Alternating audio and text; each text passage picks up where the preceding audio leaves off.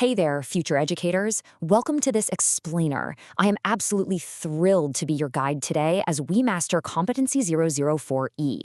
If you're a teacher candidate gearing up for your certification exam and dreaming about your future classroom, well, you're in exactly the right place. Today, we're basically putting on our instructional coach hats to bridge the gap between educational theory and what actually happens on a typical Tuesday in your classroom. We're going to tackle physical fitness, active lifestyles, essential movement skills, and, crucially, how to support our students' diverse needs. All right, let's jump right in.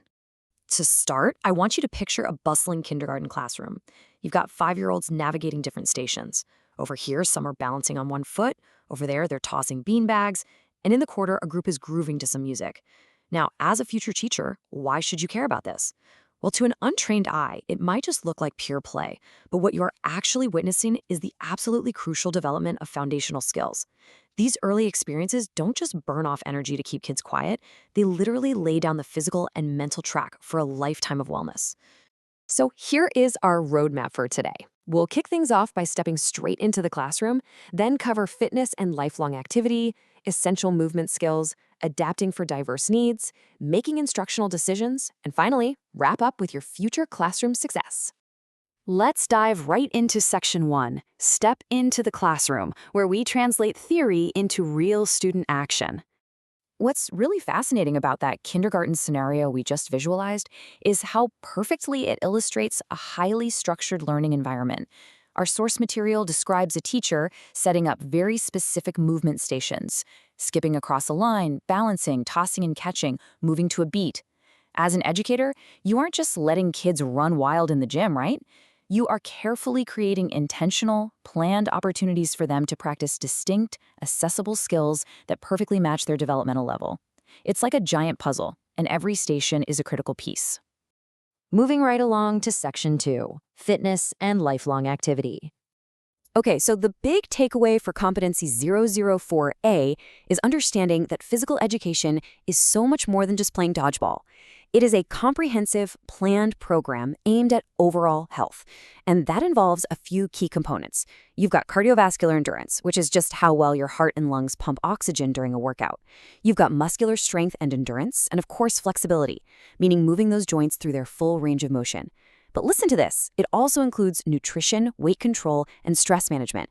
And here is a wild fun fact. Research shows that teaching kids stress management in PE actually boosts their math and reading scores when they go back to their homeroom. No way, right? But it's true. Fitness is the whole shebang.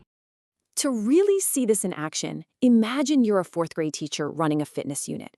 You set up a killer rotation. Station 1 is all about cardio, Station 2 is muscular strength, 3 is flexibility, and 4 is balance. But here is the magic. You don't just stop there. As the kids rotate, you're having conversations with them about how proper nutrition and drinking enough water actually support their bodies at these stations. You are constantly connecting the physical movement to the healthy lifestyle choices that fuel it. Which brings us perfectly to Competency 004B, the active lifestyle. Our text defines this simply as a way of living that makes regular physical activity a part of daily life. The enemy here is sedentary behavior, sitting around for hours on end with very little movement. Your ultimate goal as a teacher isn't just to make your students sweat for 30 minutes before lunch. The goal is to help them build habits that support lifelong wellness and literally prevent health problems way down the road. And here is a great example of how we make that connection real for our students.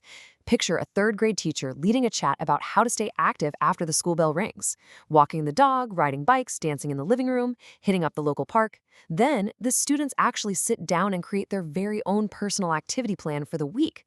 Boom! You are empowering them to take absolute ownership of their physical and mental well-being far beyond the schoolyard walls. All right, let's shift gears to Section 3. Essential movement skills. These are your highly testable concepts. We're going to translate this directly to practice because you absolutely must know the difference between locomotor and non-locomotor skills for your exam. Think of it this way. Locomotor skills transport the body from point A to point B.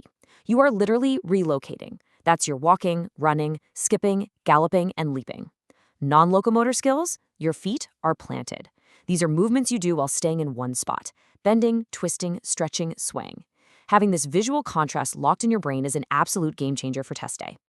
Next up, we have manipulative skills. Just like the name implies, these are skills where a student is controlling or manipulating an object. Throwing, catching, kicking, striking, dribbling, they all fall right here. Remember our kindergarten classroom from the very beginning? That station where kids were tossing beanbags? That was specifically designed to build manipulative skills. Tying these academic terms back to real, concrete classroom examples is exactly how you make them stick. The last major categories you need to know are rhythmic skills, body control, and coordination. Rhythmic skills are all about moving to a beat or a musical pattern. Body control, that's maintaining your balance efficiently, whether you're standing still or on the move. And coordination is that smooth ability to use different body parts together at the same time.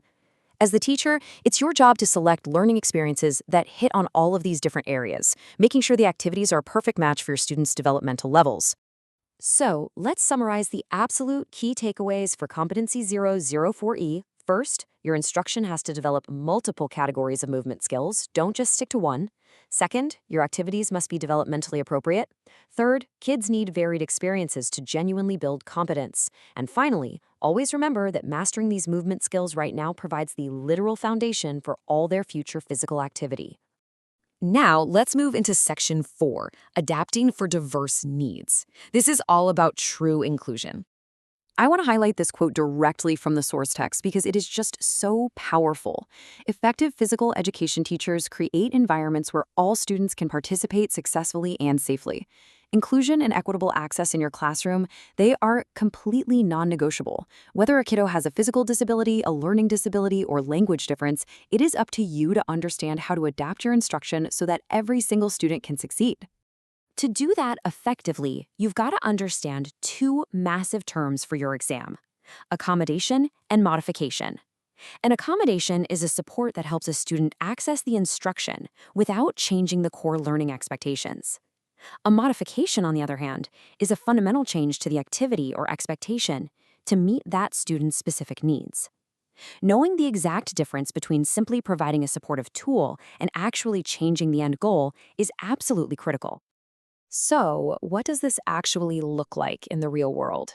Say you have a student with limited mobility who's participating in a throwing activity. To ensure they have equitable access, you might adjust the distance to the target, or maybe provide some adaptive equipment. This allows that student to successfully and meaningfully participate right alongside all their friends. That right there, that is equity in action. Let's transition to Section 5, Making Instructional Decisions. Time to put your teacher hat on. I want to throw a reflective question your way. Think back to that cardiovascular endurance station we talked about earlier. How would you adapt that specific station to ensure safe, equitable participation for a student who has sensory difficulties? Maybe they get easily overwhelmed by loud noises or chaotic visual environments. What instructional decisions are you going to make? Think about it. Practicing these scenarios right now is exactly what builds the confidence you're going to rely on when you're making split-second decisions in your own gym. Before we wrap up the exam prep side of things, let's distill the ultimate key takeaways across all these competencies. Number 1, promote overall health, not just athletic prowess.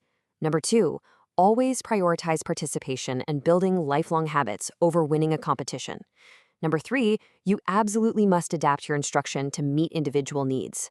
And number 4, safety has to be baked into every single activity you do. Keep these 4 pillars in your mind, and you are going to crush it on test day. And finally, Section 6, your future classroom success. Because this is about so much more than an exam. Look, truly understanding these concepts goes way beyond getting a passing score. When you get out there and effectively teach movement skills, when you champion active lifestyles, and when you build an environment that is radically inclusive, you are doing something incredible. You are building profound confidence and sparking lifelong healthy habits for every single student who gets the privilege of walking through your door. As we bring this explainer to a close, I want to leave you with one final thought to chew on. When you finally step into your very own classroom or gymnasium, armed with all these strategies, what will effective, inclusive movement look like when you are the one calling the shots? Thank you so much for hanging out with me today. You are going to be an absolutely incredible educator. Best of luck out there.